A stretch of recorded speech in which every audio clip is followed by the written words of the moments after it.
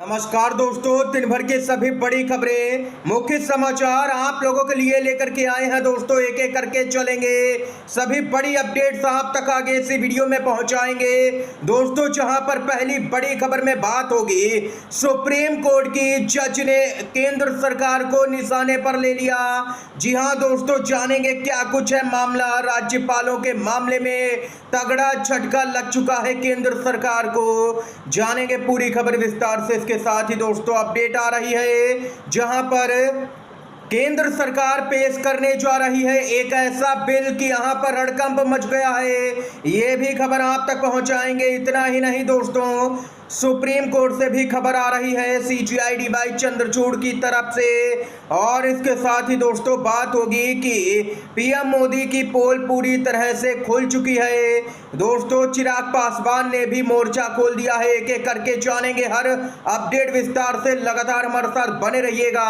दोस्तों खबरों की तरफ बढ़ने से पहले अगर आप लोग भी यही मानते हैं कि कांग्रेस के नेता और संसद में नेता विपक्ष राहुल गांधी लगातार आम जनता की आवाज बन करके भाजपा से मुकाबला कर रहे हैं, तो अब इस वीडियो को लाइक कीजिएगा दोस्तों, और कमेंट बॉक्स में हैशटैग भी सपोर्ट राहुल गांधी जरूर ही कमेंट कीजिएगा। पहली बड़ी खबर की तरफ बढ़ते हैं। राजनीति और दल से ऊपर उठ करके करें काम। सुप्रीम कोर्ट की जज ने राज्यपाल की भूमिका पर नाराजगी जता दी है।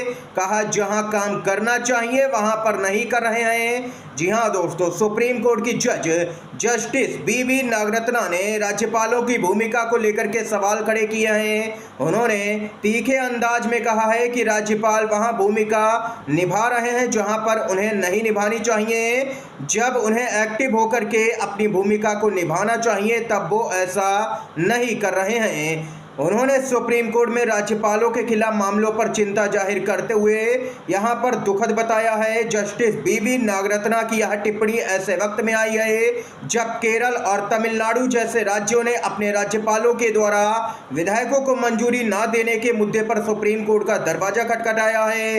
इतना ही नहीं, पश्चिम बंगाल की सरकार हो या पंजाब की सरकार भी पहुंच चुकी है इस मामले में पहले ही, जिसमें पंजाब की सरकार को राहत मिली थी और राज्यपाल जो तब थे उनको फटकार लगी थी। इसके साथ ही कोर्ट ने एक अलग मामले में संविधान के अनुच्छेद 361 के तहत राज्यपालों को आपराधिक अभियोजन से दी गई छूट के प्रश्न की जांच करने पर सहमति व्यक्त की है। इतना ही नहीं दोस्तों, बताते चलें, सुप्रीम कोर्ट की जज ने सीधे तौर पर फटकार लगाई है राज्यपालों को और कहा है कि उनको राजनीति नहीं करनी चाहिए, राजनीतिक दबाव में नहीं आना चाहिए। दोस्तों भाजपा के ही सब राज्यपाल होते हैं और केंद्र सरकार के इशारे पर ही वह काम करते हैं, जिसको लेकर के भड़की हैं सुप्रीम कोर्ट की जज। दोस्तों इसके साथ ही एक और बड़ी खबर की तरफ बढ़ते हैं। अपडेट सामने निकल के आ रही है। केंद्र सरकार एक ऐसा बिल पेश करने जा रही है कि देश की राजनीति में हड़कंप। केंद्र सरकार वक्फ एक्ट में करने जा रही है बड़े बदलाव। कैबिनेट ने करीब 40 संशोधनों को मंजूरी दे दी है। सूत्रों की माने तो सरकार संशोधन बिल 5 अगस्त को संसद में पेश कर सकती है, जिसका यहां पर देखना होगा कि क्या क्या संशोधन किए गए हैं। लेकिन ये बिल पेश करने जा रही है दोस्तों, ये जानकारी सामने निकल के आ चुकी है। आप लोगों की क्या कुछ राय है खबर को लेकर के बताइएगा कमेंट बॉक्स में। इसके साथ ही एक और अपडेट की तरफ दोस्तों बढ़ते हैं। बिग ब्रेकिंग न्यूज आ रही है। इलेक्टोरल बॉन्ड घोटाले की SIT जांच की मांग की याचिका सुप्रीम कोर्ट ने खारिज की और कहा कि जांच से सरकार, SBI और चुनाव आयोग का काम प्रभावित होगा। इस फैसले से कुछ सवाल यहां पर खड़े हो गए हैं। पहला, जब सुप्रीम कोर्ट ने इलेक्टोरल बॉन्ड को असंवैधानिक करार दिया था तो जांच आखिर क्यों नहीं हो सकती है, जब यहां पर इलेक्टोरल बॉन्ड स्कीम ही यहाँ पर असंवैधानिक थी तो उससे मिला हुआ पैसा भी असंवैधानिक ही हुआ। ये भी सही है और इस पर जांच होनी ही चाहिए दोस्तों। दूसरा प्रश्न, चंदा दो धंधा लो से मोदी ने अडानी अंबानी जैसे पूंजीपतियों को जनता के खून पसीने से कमाई हुई संपत्ति दी थी तो जांच आखिर क्यों नहीं हो सकती है। तीसरा सवाल, क्या सुप्रीम कोर्ट ने यहाँ पर किसी के दबाव में आकर के ऐसा फैसला दिया है कि जांच नहीं होगी। सोशल मीडिया पर एक यूजर ने तो यहां तक कह दिया है कि CJI साहब, हमें आपसे यहाँ पर ऐसे फैसले की उम्मीद नहीं थी। हम चाहते थे कि एसआईटी की जांच हो, लेकिन ऐसा नहीं किया गया। इसके पीछे आखिर क्या वजह है, किसका दबाव है, इसका खुलासा भी होना चाहिए। दोस्तों, आप लोगों की क्या कुछ राय है? क्या दबाव में ये फैसला दिया गया? आप लोगों की क्या कुछ राय है, बता सकते हैं कमेंट बॉक्स में। इसके साथ ही एक और बिग ब्रेकिंग न्यूज आ रही है। मोदी के विश्वगुरु होने की पोल खुल चुकी है।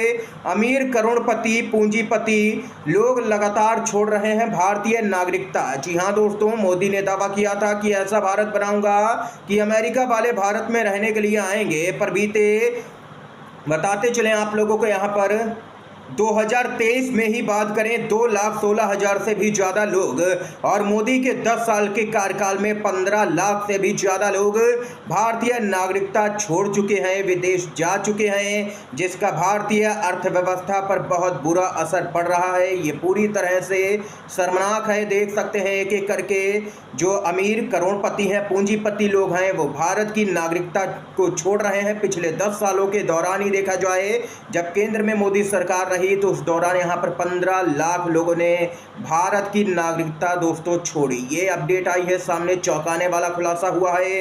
इतना ही नहीं, केंद्रीय मंत्री चिराग पासवान ने SC ST में क्रीमी लेयर के बारे में सुप्रीम कोर्ट की टिप्पणी पर कहा कि सुप्रीम कोर्ट की जो ऑब्जर्वेशन है उस पर हमारी भी असहमति है, और इस असहमति को हमने प्रमुखता से दर्ज किया है। दोस्तों, बताते चलें, केंद्रीय मंत्री चिराग पासवान और केंद्रीय मंत्री रामदास अठावले राहुल गांधी की बात के समर्थन में खड़े हुए नजर आ रहे हैं। जी हां दोस्तों, ऐसा क्यों, आप लोगों को बताते चले। राहुल गांधी लगातार जाति आधारित जनगणना की मांग कर रहे हैं, और वही मांग यहां पर अब केंद्रीय मंत्री चिराग पासवान और रामदास अठावले ने भी कर दी है।